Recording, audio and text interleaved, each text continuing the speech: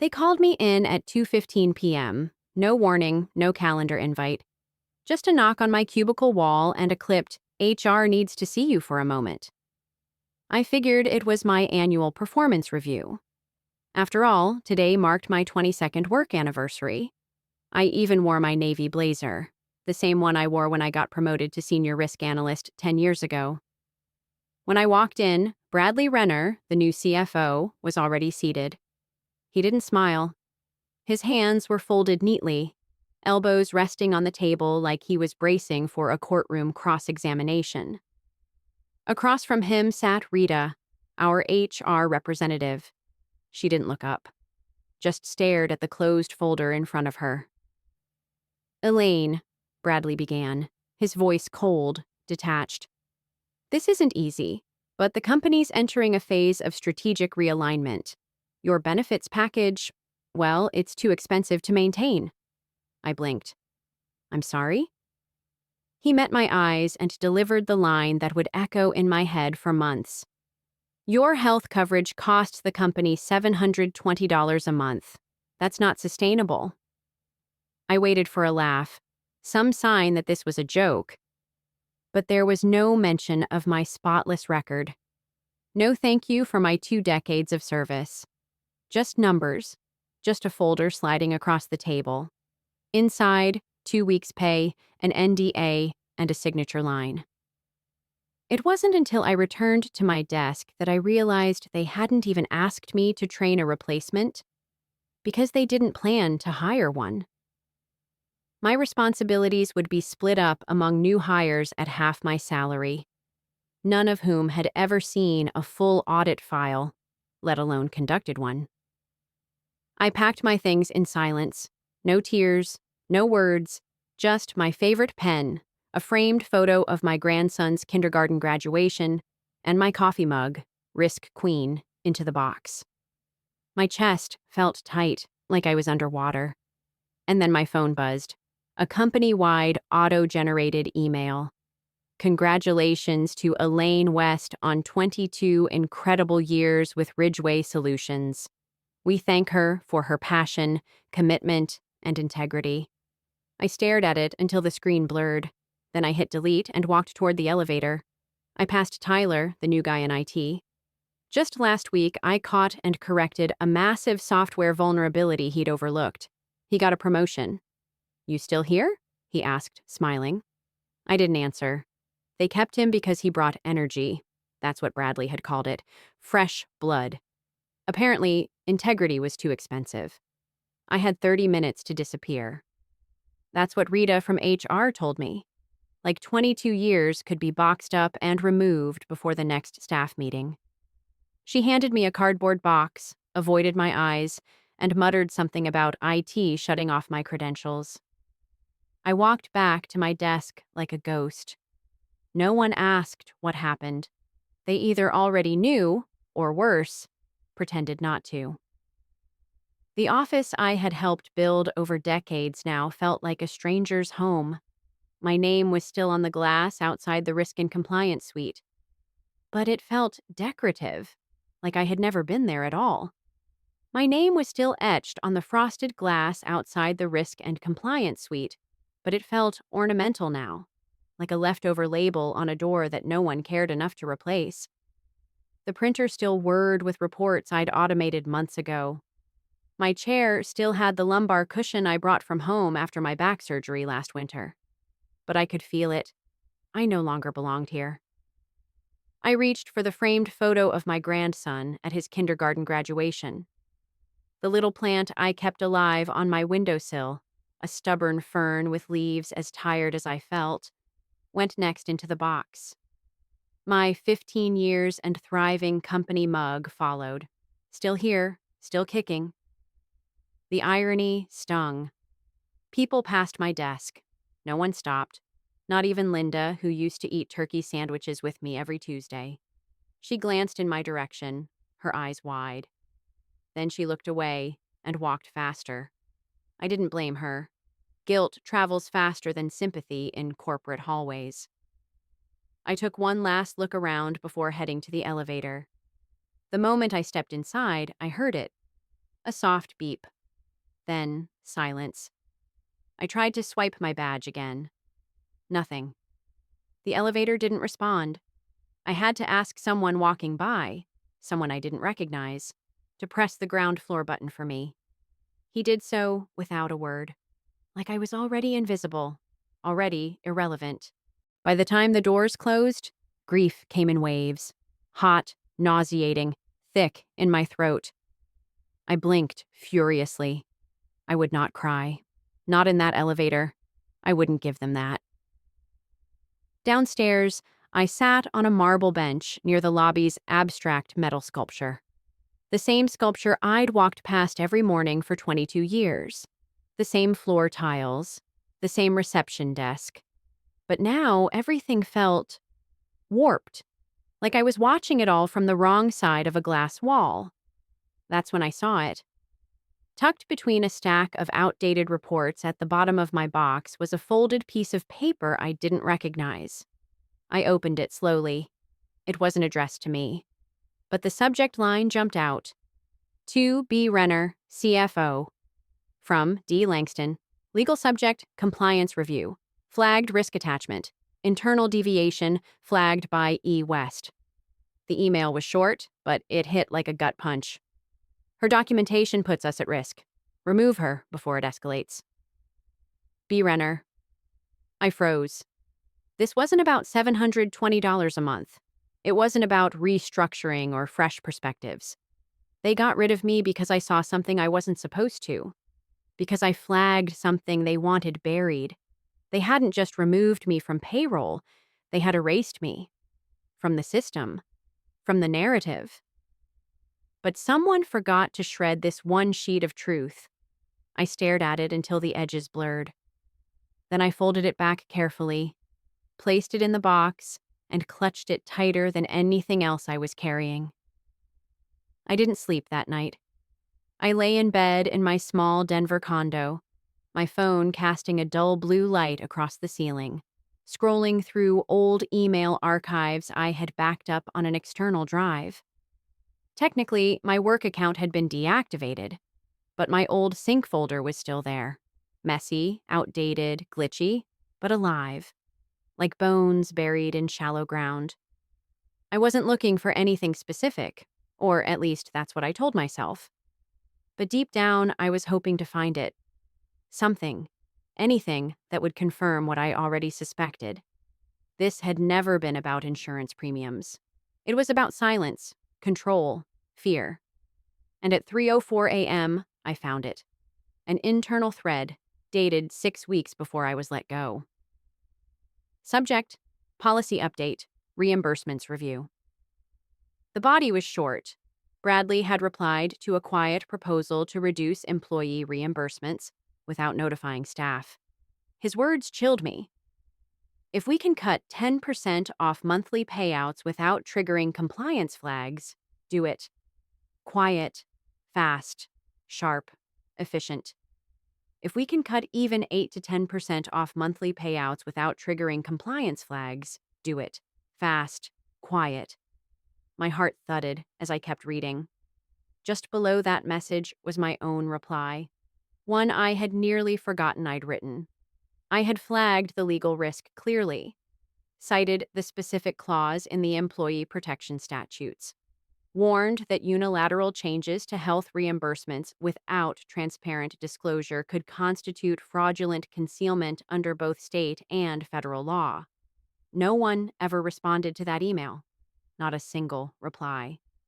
But clearly, someone had read it, because just above my warning was the newest message in the thread, forwarded directly to Bradley Renner and Ridgway's legal team. Subject, high priority. Her note is a problem. Get her out before this escalates. B. Renner. I sat up in bed, the pale blue glow of the laptop screen washing over my face.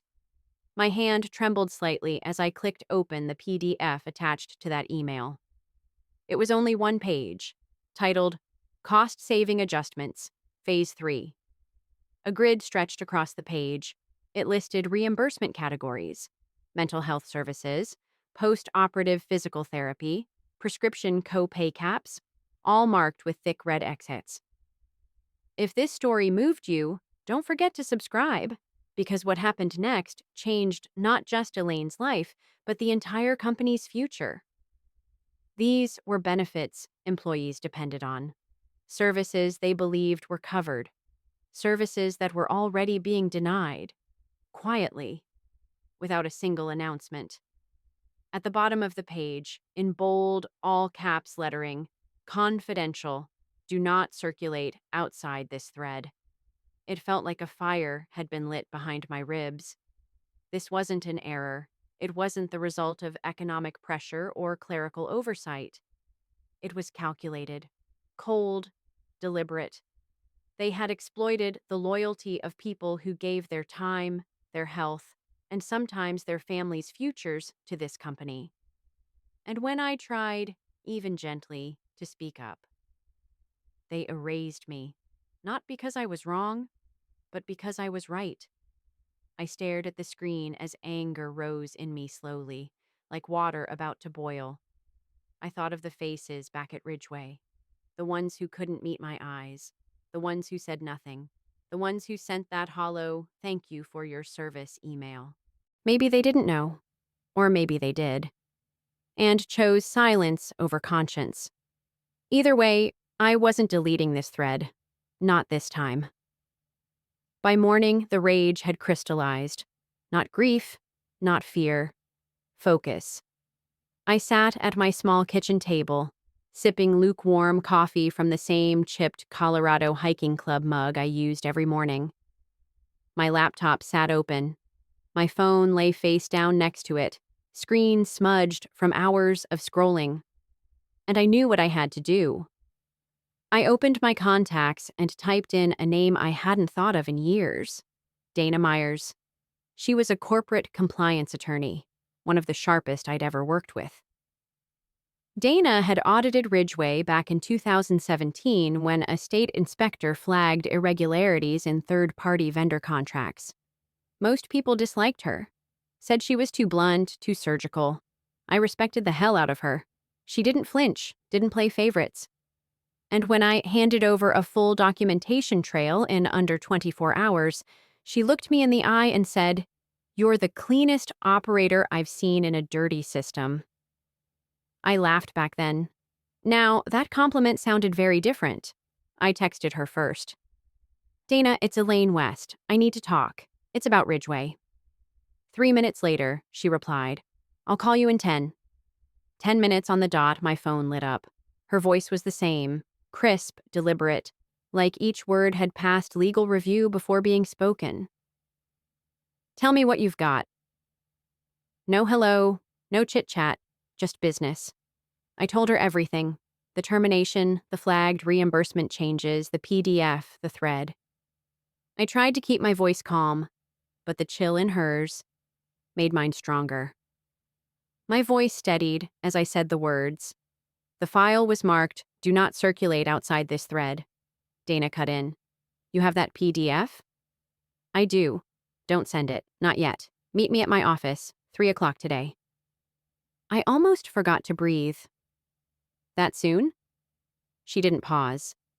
"Elaine, you don't realize what you're holding. It's time." Her office was in a converted brownstone tucked into a quiet corner of Denver's legal district. 2 stories, no signage, high ceilings, and hardwood floors that creaked when you moved too fast. From the outside, it looked like a boutique consulting firm. Inside, it felt like a war room. Dana stood behind a long oak table strewn with folders, tablets, and 2 open laptops. She didn't look up when I entered. "Coffee's on the right. Sit." I did. She pulled open a drawer and retrieved a folder stamped RSI, internal exposure. I raised an eyebrow. "RSI?" "Ridgeway Solutions, Inc., she said, flipping it open. "I've been building this case for 2 years." I blinked. "Why?" Dana didn't flinch. "Because they've been skirting the law for a decade. Former employees, vendors, even a state employee came to me, all off the record. But nobody ever had documentation, just whispers. Until now, your file completes the circle." I swallowed hard. You've been waiting for someone like me. She met my eyes, flat and steady. Number, I've been waiting for you. That stopped me cold. She turned one of her laptops toward me. 3 tabs were open. One labeled Vendor Manipulation, 2020, another Compliance Officer Exit, 2021, and the third redacted memo, Audit Review. Each was tied to shady cost-saving practices Ridgway had quietly rolled out over time. But they were disconnected, she said. Circumstantial. Yours is the first direct link, the last clean signature on every policy revision until the day they removed you. That tells me everything. So, what now? I asked. Dana didn't hesitate. We keep it private. For now. We gather, we verify, then we go public. Class action if we have enough. Whistleblower protection if they push back. She slid a small manila envelope across the table. Inside was a prepaid flip phone and a USB drive. Don't use your cell. Don't check company files from home Wi-Fi. If you're in, you have to stay invisible. Her eyes narrowed. Not harsh, but focused, razor sharp. If you do this, Elaine, there's no unringing the bell. I looked down at the envelope, then at the PDF in my bag. I nodded. Cold, clear, ready. I never imagined I'd be living like a spy at 58 years old, but that's exactly what the next few days felt like. Dana's prepaid phone sat in my purse like a ticking clock. I only used it from the public library where the Wi-Fi was terrible, but anonymous. I parked 4 blocks away, wore sunglasses, not because anyone would recognize me, but because secrecy, once it settles into your bones, changes how you move. My first task was to catalog everything I had: emails, policy drafts, red lines from old compliance reviews. Most of it came from backups I'd exported during my final audit prep. Just routine back then. I never imagined those files would become the foundation of a case that could take Ridgway to its knees. Dana moved like a machine. By day 3, she'd already contacted 4 former employees, all of whom had either quit quietly or been forced out after raising similar concerns. And that's when I realized this wasn't just fraud. It was identity theft. Of my name, my signature, my credibility. They hadn't just erased me. They had forged me. One of the first people Dana contacted was Marcus Taylor, a former senior auditor who had disappeared from Ridgway back in 2020. No one ever explained why. Whispers said he'd had a breakdown. Some said he left for health reasons. The truth was darker. Marcus had been asked to revise several internal reports, specifically to water down expense anomalies linked to third-party vendor payments. When he refused, HR suddenly flagged performance concerns.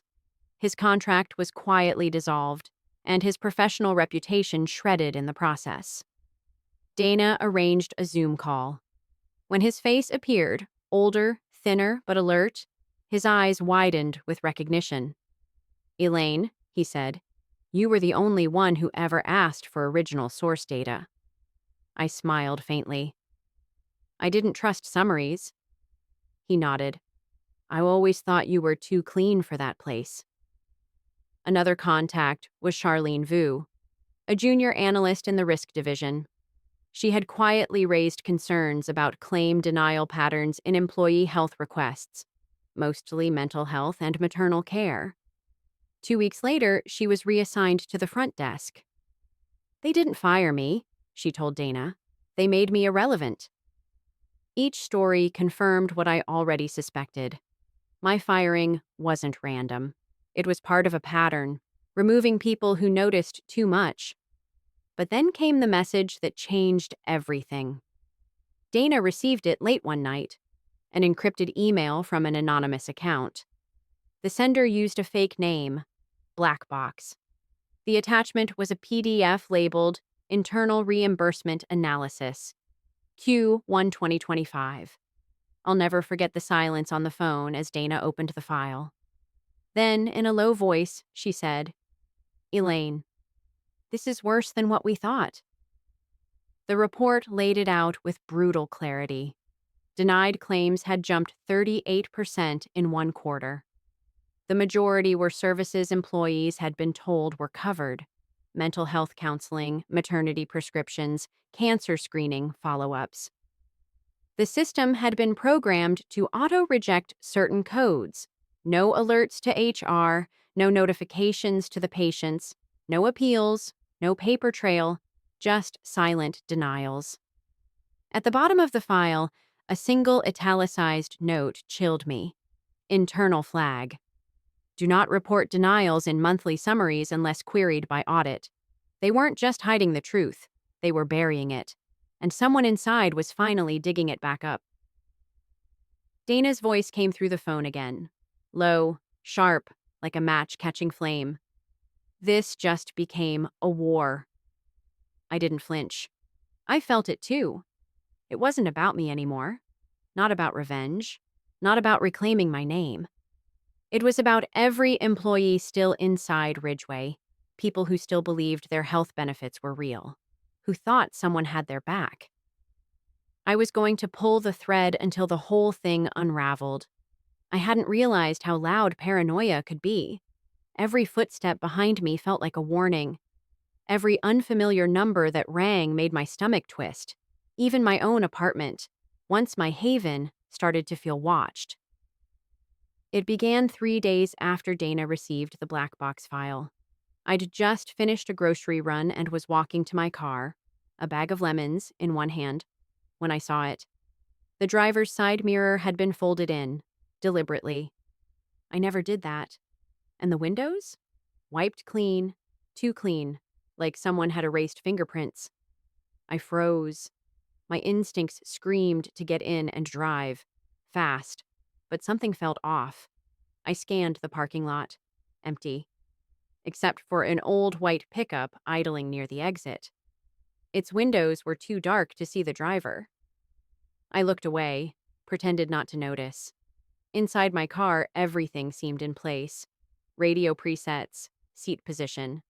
But in my gut, I knew. Someone had been inside. The seat was still adjusted to my position. But when I opened the trunk to toss in my groceries, I saw it. My old briefcase. I kept it there out of habit. A relic from my former life at Ridgeway. I hadn't touched it in weeks. But now, the zipper was partially open. Files inside were shifted, corners bent, not stolen, just disturbed. Whoever it was, they didn't take anything. They were sending a message. I slammed the trunk shut and drove straight home, hands gripping the wheel tighter than they had in years. Every red light felt like an ambush. Every turn, a trap waiting to be sprung. Once I parked, I double-locked the door to my apartment, checked the windows, then checked them again. Only then did I finally sit down. At 11:28 p.m., my phone buzzed. A message from an unknown number.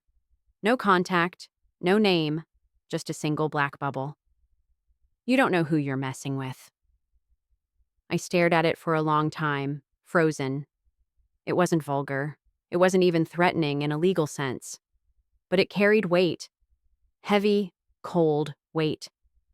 The kind that settles into your bones like fog creeping under a door you thought was sealed. I called Dana. She answered on the second ring. You find something?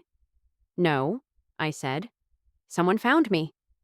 I told her about the briefcase, the files, the message. There was a long silence on the other end. Then she said, calmly but firmly, they're trying to rattle you.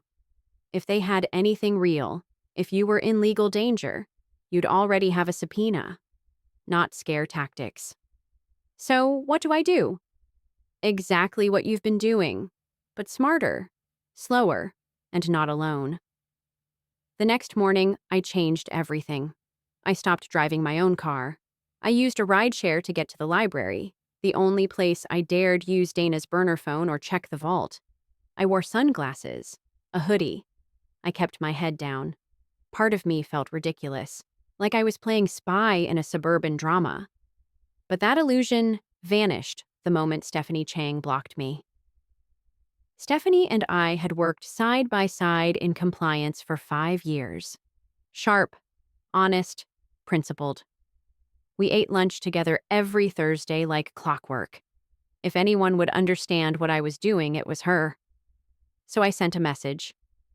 Hey, Steph, can we talk? I just need someone to hear me out. No response. Hours passed. Then a single message came in. Stop. This isn't worth it. And immediately after, this contact has been blocked. I stared at the screen. It wasn't just fear anymore. It was isolation. One by one, the people I used to laugh with, vent to, rely on, they were closing their doors.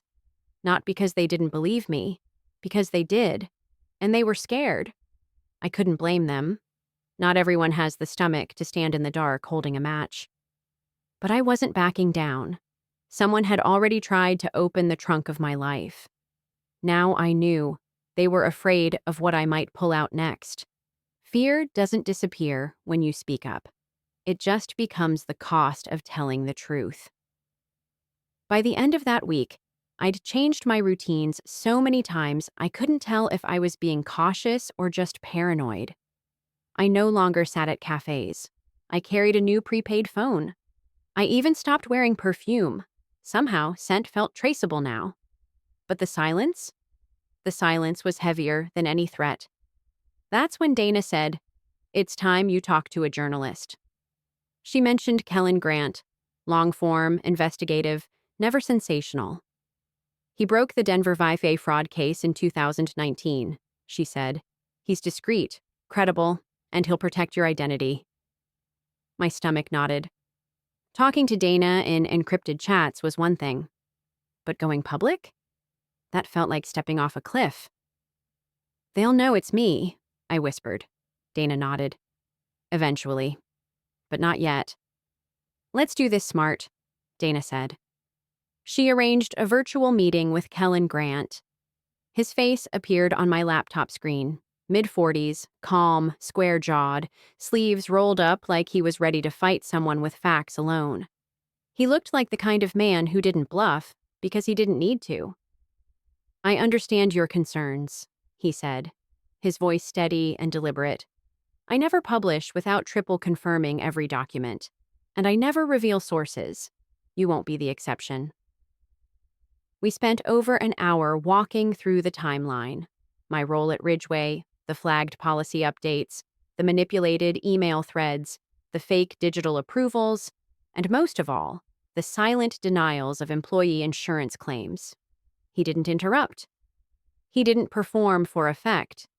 He just took notes, precise, methodical, and asked the kind of questions only a real investigative journalist would know how to ask. Do you still have access to the redacted quarterly summaries? But I've seen the originals. Could you recognize a doctored version? Without a doubt. He paused, nodded once, then said, "Let's start with the truth." 3 days later, the article went live. It didn't make front-page headlines, but it landed like a sledgehammer. Senior Risk Analyst fired after warning of insurance fraud. By Kellen Grant, The Ledger. An unnamed source from inside Ridgeway Solutions alleged that internal insurance policies, marked confidential, had led to the systematic, silent denial of vital health services for dozens of employees. It was cautious, anonymous, and brilliantly written. My name wasn't in the piece, but my fingerprints were everywhere, and the fallout was immediate. Dana's phone lit up that afternoon with calls. Former employees, compliance groups, and eventually, a class action law firm out of Chicago. The silence had finally cracked. But it was the message that came later that night that stopped me cold. It came from a Proton mail account. No subject, no name, just a single line of text. You're right. I can back you up. L. My heart skipped. L. I searched my old directories, email archives, and regulatory contacts, and then I found it. Leonard Granger, former vice president of legal affairs at Ridgeway. He'd retired suddenly the year before, No notice, no farewell statement. He'd always been respectful, distant but principled, the kind of man who spoke little but carried a compass inside him. If this message was from him, it changed everything. I forwarded it to Dana. She replied within 5 minutes. Header checks out. He's using end-to-end encryption. That's more than support, I said. That's a breadcrumb, she replied. We don't chase it. We wait. He reached out. That means he's watching. When he's ready, he'll send more. A part of me wanted to scream. Waiting felt unbearable. But another part, one I hadn't felt since the day they walked me out of Ridgeway, flickered back to life. Courage doesn't always arrive like a trumpet. Sometimes it's just a quiet yes, whispered in the middle of your shaking. I didn't know if Leonard would come through, but I knew this. I wasn't alone anymore. And the wall of silence they thought would bury me, it was starting to crack. 2 days later, on a foggy Wednesday morning, I opened my laptop to check Kellen's follow-up. I nearly dropped my coffee. CNN had picked it up. Whistleblower exposes internal insurance fraud at Ridgeway Solutions. The subtitle hit harder. Exclusive. Documents suggest intentional benefit. Denials and retaliatory termination of risk analyst. Beneath that were screenshots, redacted, but with one visible name. E. West. Subject, policy deviation, legal risk concern. The story wasn't buried anymore. Now it was everywhere. They hadn't said criminal yet, but it was implied. I sat frozen at my dining room table, laptop open, coffee cold, as my phone lit up with notifications. Messages poured in. Former colleagues, friends I hadn't spoken to in years, even my sister who never took much interest in my job. Elaine, is this real? Are you the whistleblower? You're on the front page of Google News. 15 minutes later, Dana called. Her voice was calm, but there was something new in it, a sharp edge of triumph. They're panicking, she said. The SEC just opened a preliminary inquiry. Office of Employee Benefits is reviewing Ridgeway's last 3 quarters. I didn't smile. Not exactly. But something deeper settled in me. Not gloating, not revenge. Just cold, quiet satisfaction. The kind that comes when the truth finally climbs out of the shadows, and no one can shove it back in. The real surprise came later that afternoon. A courier arrived at my apartment. He handed me a thick envelope. No return address, but it was stamped by the legal firm that had long represented Ridgeway Solutions.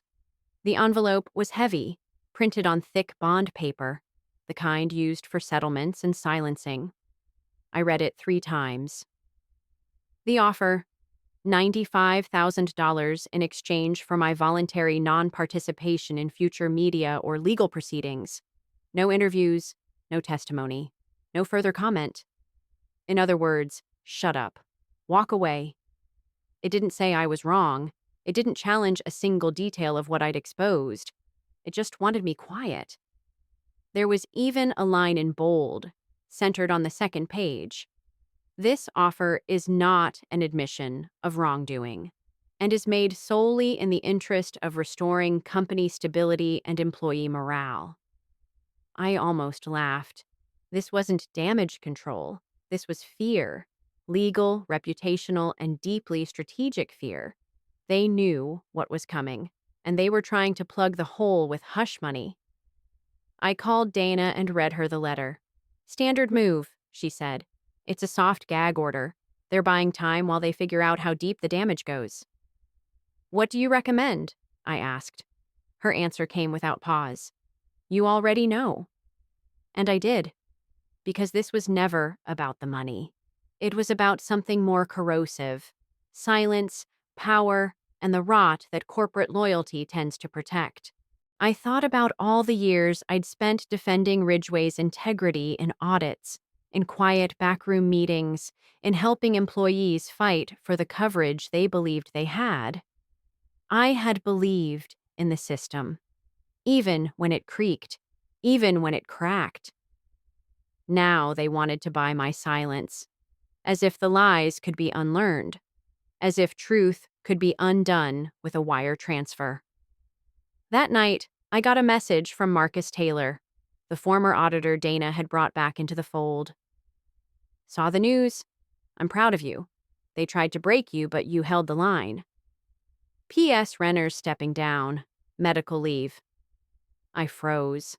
Bradley Renner, the man who told me I was too expensive, who pushed through the policy denials. Gone? Dana confirmed it the next morning.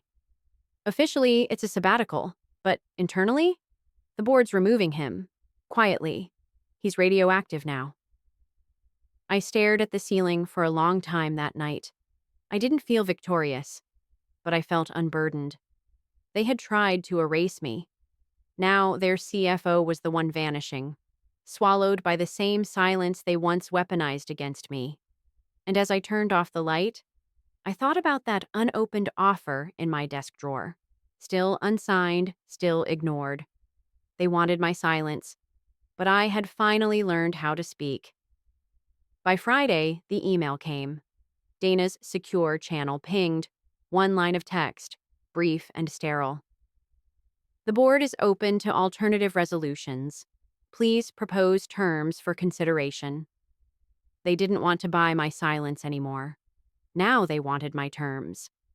I stared at the sentence for nearly an hour.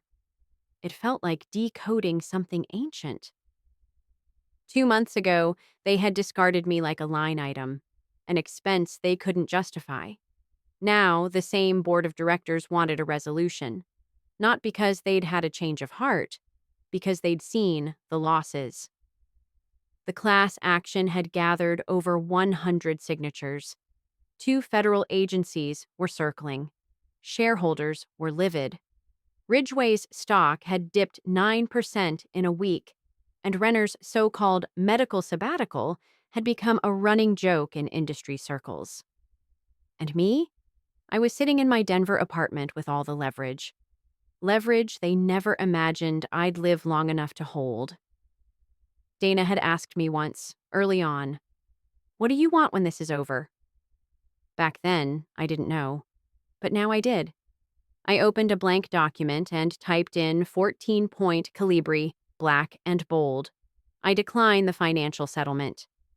In lieu of payment, I propose appointment to a newly established position, lead ethics supervisor. The role will have full oversight of all internal policy drafts, insurance regulations, and benefits approval procedures. The position will report directly to the board, not executive leadership. The appointment will be public, irrevocable, and effective for 3 years. Starting compensation, $720 per hour.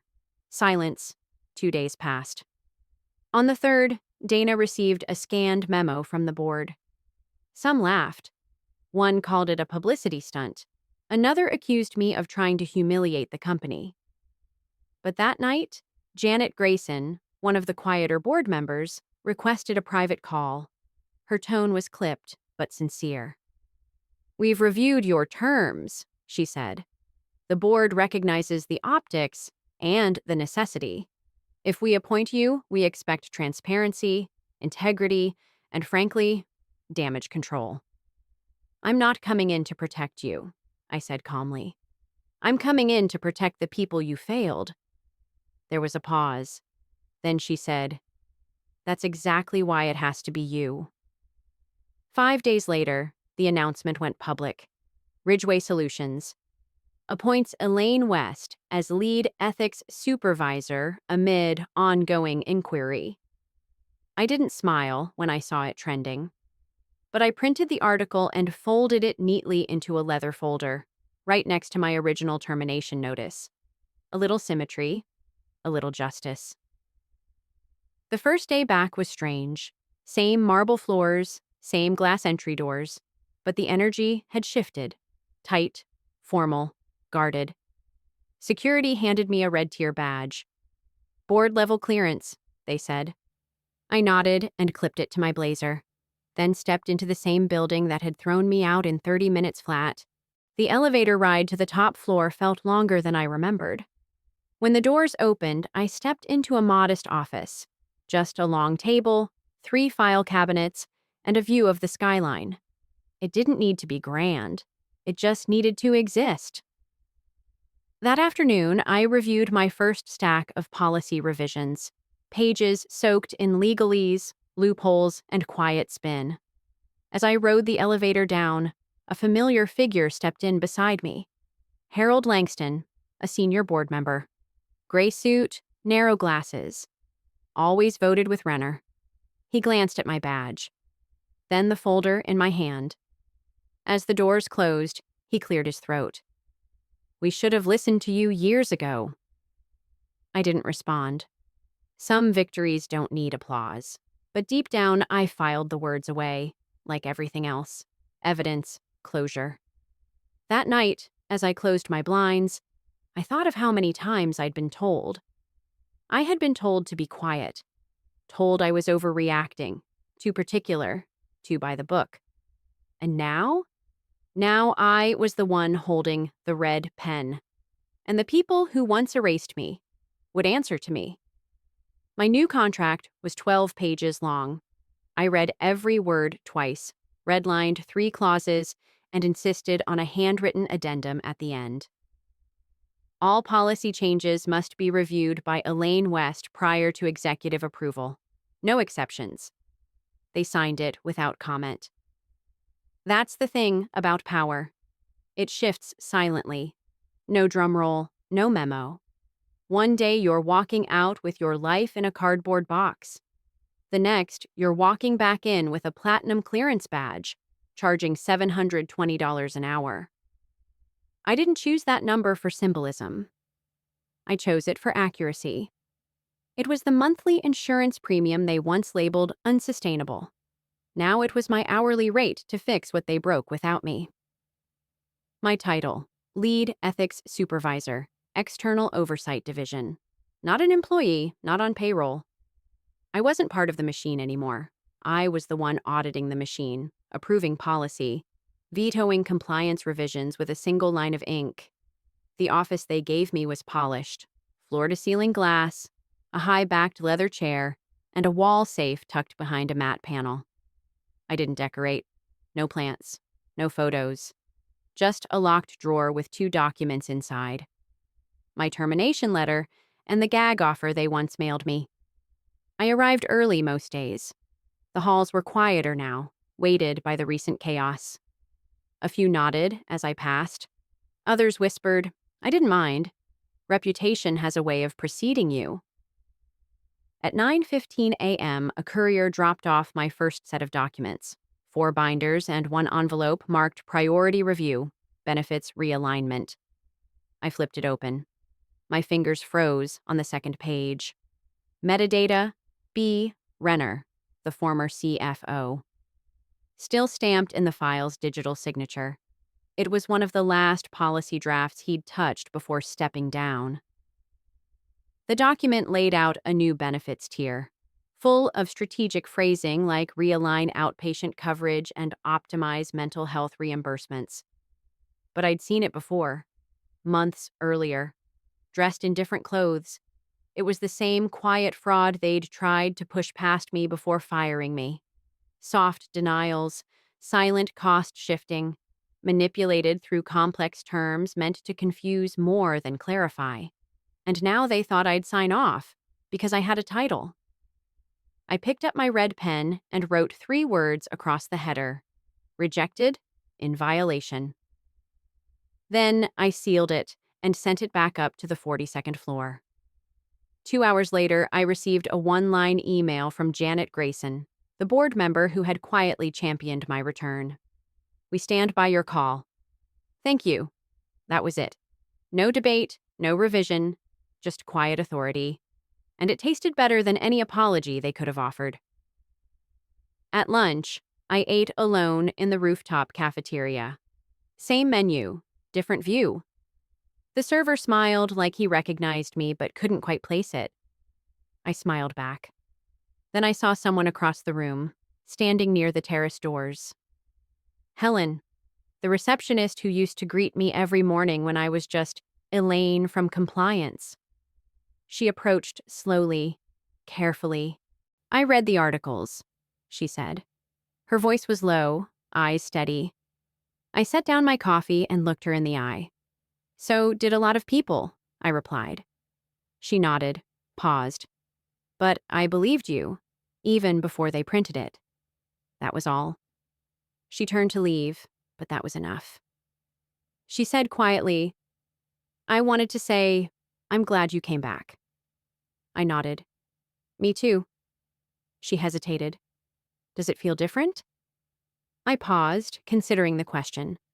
The skyline shimmered behind her, winter light dancing off the glass towers beyond the terrace. "It feels clear," I said, like standing in a room where the lies finally left. That afternoon, I signed off on a revised code of ethics, implemented a mandatory third-party audit protocol, and submitted a quarterly training requirement, for every executive, board members included. No one challenged it. No one even asked to amend the language. Funny how quickly too expensive becomes absolutely necessary when the alternative is public collapse. That night, I stood in front of my bathroom mirror, blazer off, shirt sleeves rolled. Not victorious, not angry, just steady. I thought of Renner, of the email that cost me my career, of the policy he tried to sneak through when no one was watching. And now, here I was, holding the seal, controlling the ink they once deemed too expensive. They'd fired me over $720 a month. Now they paid me $720 an hour to protect them from themselves. Not because they trusted me, but because they knew no one else could. And that was enough. The faces had changed. The furniture hadn't. Lobby plants looked a little greener now. Ambient music played, light jazz, probably to ease the tension. The new receptionist wore a soft pastel blazer, the kind HR calls approachable. There were even glossy brochures on the counter. "We hear you. We value you." But beneath the surface, the foundation was the same, dressed up and recarpeted. A new COO from Seattle, a polished legal affairs director from Geneva, big credentials, big promises, transparency, accountability, reform. And yet, when I reviewed my first stack of proposals that month, I still saw the fingerprints of the old guard smudging the corners, soft loopholes, vague clauses, benefit tweaks phrased like bureaucratic riddles. I didn't raise my voice. I didn't need to. I circled the offending phrases in red, attached a 3-line memo, non-compliant, needs clarification. Then I sent it back. Within 3 weeks, they stopped testing the boundaries. Most of my days passed in silence, reading, marking, adjusting. It felt almost meditative, like rebuilding a broken engine with clean hands. I didn't make speeches, didn't issue statements.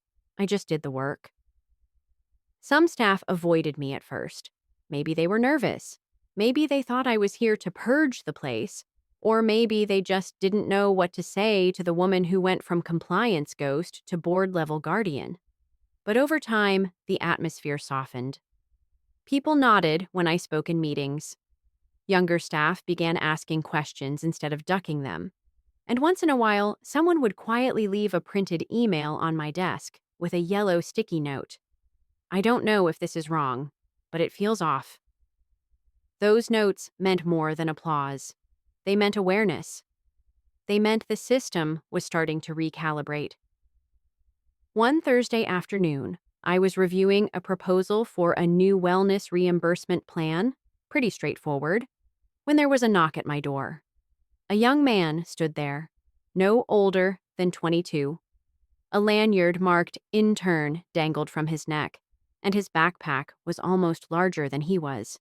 His hands were tucked nervously into his sleeves. "Hi," he said, voice cracking slightly. "I'm Marcus. I'm shadowing Beth from legal this week. She said I could ask you a few questions, if that's okay?" I leaned back. "Of course." Marcus stepped inside, backpack slung awkwardly over one shoulder. He hesitated for a beat, then asked the question like it had been lodged in his throat for days. "Is it true you almost brought the company down?" The air in the office held still for just a second. I set down my pen. Then I smiled. Not cold, not smug, just a soft, steady curve of my mouth. The kind of expression that says more than any headline ever could. "No," I said. "I just made them clean it up." Marcus blinked. Then, slowly, he nodded. It wasn't the answer he expected, but it was one he'd remember. That evening, I walked the floors I hadn't set foot on in months. The break room still smelled like burnt coffee. The third floor printer still jammed if you didn't tap the paper tray just right. A new generation filled those spaces now. Young employees sipping from Ridgeway mugs, whispering through contract language and reimbursement codes like they were deciphering ancient text. They didn't know the whole story. Not really, just fragments, whispers, maybe a headline or two. But they were living in a version of Ridgeway that was better than the one I'd left. Not perfect, but better, because someone had once refused to stay silent. On my way back to my office, I passed a familiar corridor. Narrow, windowless, lined with outdated awards framed in cheap glass. At the end stood the elevator, the same one I'd once been escorted into. Badge deactivated mid-ride, cardboard box balanced on my hip. It dinged open, empty. I didn't step in. Instead, I turned around and took the long way back, through the middle of the floor, past the very desks I used to pass anonymously. Only now, people looked up, not with suspicion, but with curiosity. Some with quiet respect, a few with gratitude. Not because I'd made speeches, but because I'd stayed, because quietly, methodically, without anyone's permission, I'd changed everything. The conference room felt smaller than I remembered, maybe because I wasn't standing on the receiving end of a termination folder. Maybe because intimidation shrinks when you stop fearing it. This was the same room where not long ago I had been told I was too expensive to retain. No plaque, no handshake, no thanks for 21 years of service. Now I was back, not as an employee, but as the person who reviewed every single policy before it ever left this table. The meeting had been scheduled to discuss the full overhaul of Ridgeway's ethics and benefits infrastructure. The investigation fallout had made visible change a requirement, and the board expected a formal presentation, led by me. Janet Grayson sat at my left, legal counsel to my right. Across the table, faces from newsletters, quarterly reports, committees I'd never been invited to until now. A projector hummed behind me, casting my slide deck onto the screen. Clean, direct, enforceable. When I finished, the room went quiet. Not the kind of quiet that precedes a challenge. The kind that signals there's nothing left to argue. Then the door opened. I heard the footsteps before I saw him. Renner. His hair was grayer, his suit looser, his expression thinner. The once confident CFO who had signed off on my erasure now walked into the room as a consulting advisor. That was the official title. Unofficially, it meant expendable expert. Optics over authority. He sat at the far end of the table. No laptop, just a notepad and a pen he never clicked. It was Janet who spoke first. "Bradley, we appreciate your historical insight on the insurance directives. Please feel free to listen in." "Frameworks, but today's meeting is led by Elaine West," Janet said clearly. "She holds oversight authority on all compliance revisions." I turned my head and met Renner's eyes for the first time in nearly a year. He nodded once. I nodded back. That was all. No apologies, no excuses, just a quiet recognition of what had changed. The balance of power had shifted, and it wasn't shifting back. After the meeting adjourned, I stayed behind to collect my materials. A few board members lingered to shake my hand. One of them, a younger man I hadn't met before, paused, smiled, and said, "You're the reason I joined the ethics committee. We needed someone like you 10 years ago." I thanked him with a quiet nod. In the corridor outside, I passed what used to be the HR office. The door bore a new nameplate now. Inside, a young woman was speaking with someone who looked fresh out of onboarding. The way she tilted her head, the earnest crease in her brow, it reminded me of myself. Not the version who stood at the head of the table. The version who once thought doing the right thing would always be enough. I kept walking. That evening, back at home, I poured a glass of red wine and sat at the kitchen counter. I opened the drawer where I kept the documents that had changed everything. My original termination notice, the flagged internal email, the unsigned hush money offer, and the contract naming me lead ethics supervisor. Each one had weight. Each one told a different chapter of the story. But I didn't need to look at them anymore. I slid the drawer shut. A week later, a new intern named Haley came by my office with a question about reimbursement policies. She looked nervous, clutching a spiral notebook like it might float if the room flooded. I walked her through the section she was asking about, then paused. "How are you finding the team so far?" She looked up. "Honestly, it feels safe here.